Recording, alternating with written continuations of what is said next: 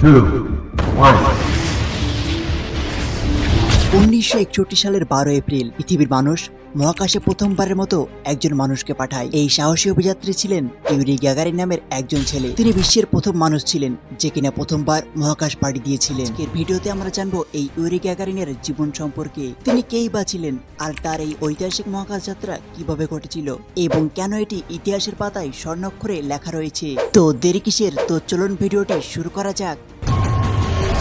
Yuri Gagarin 1934 সালের 9 March রাশিয়ার ছোট্ট গ্রাম কুলসিনোতে জন্মগ্রহণ করেন। তাদের আর্থিক অবস্থা খুব একটা ভালো ছিল না। বাবা ছিলেন কৃষক। ছোটবেলা থেকেই গ্যাগারিন বিজ্ঞান ও প্রযুক্তিতে অত্যন্ত আগ্রহী ছিলেন। দ্বিতীয় বিশ্বযুদ্ধের সময় তার পরিবারের আর্থিক অবস্থা ছিল শোচনীয়, কিন্তু তিনি হাল ছাড়েন না, পড়াশোনা রীতিমতো চালিয়ে যান। গ্যাগারিন প্রথমে একজন মেটাল ওয়ার্কার হিসেবে কাজ করে, কিন্তু পরে তিনি বিমান চালানোর প্রতি অত্যন্ত আগ্রহী হয়ে ওঠেন। তিনি বিমান বাহিনীতে যোগদান করেন এবং একদিন সে খবর পায় যে তাকে পরবর্তী মহাকাশ অভিযানের জন্য নির্বাচিত করা হয়। 1950 দশকের শেষের দিকে সোভিয়েত ইউনিয়ন এবং যুক্তরাষ্ট্রের মধ্যে চলছিল মহাকাশ প্রতিযোগিতা, এবং ঠিক সেই সময় সোভিয়েত ইউনিয়ন সিদ্ধান্ত নেয় যে তারা বিশ্বের প্রথম মানুষকে মহাকাশে পাঠাবে। তারা তখন গ্যাগারিন সহ 20 জন পাইলটকে প্রাথমিকভাবে বাছাই করে। কঠোর পরিশ্রম ও প্রশিক্ষণের পর গ্যাগারিন তার সাহস, শারীরিক সক্ষমতা এবং মানসিক দৃঢ়তার জোরে সকলে বাদ পড়ে গেলেও তাকে মহাকাশ অভিযানের জন্য নির্বাচিত করা হয়। 12 এপ্রিল 1961 মস্কোর সময়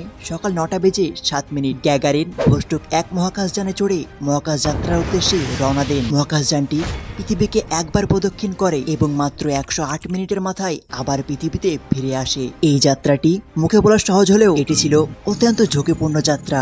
মহাকাশযানের ভেতরে কোনো কন্ট্রোল প্যানেল ছিল না, সবকিছুই ছিল স্বয়ংক্রিয়। গ্যাগারিন শুধু একটি এমার্জেন্সি কোড জানতো যা তাকে ম্যানুয়াল কন্ট্রোল নিতে দিত।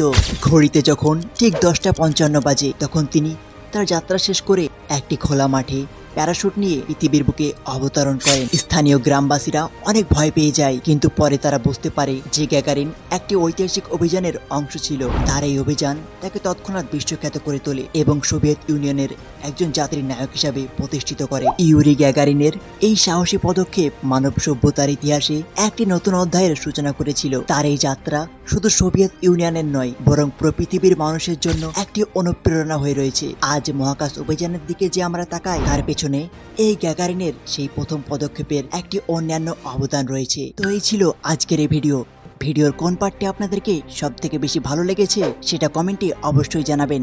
আজ আসি তাহলে, দেখা হচ্ছে আবার নতুন কোনো কাহিনী বা ভিডিওর সাথে। ততক্ষণের জন্য সকলে ভালো থাকবেন। ধন্যবাদ।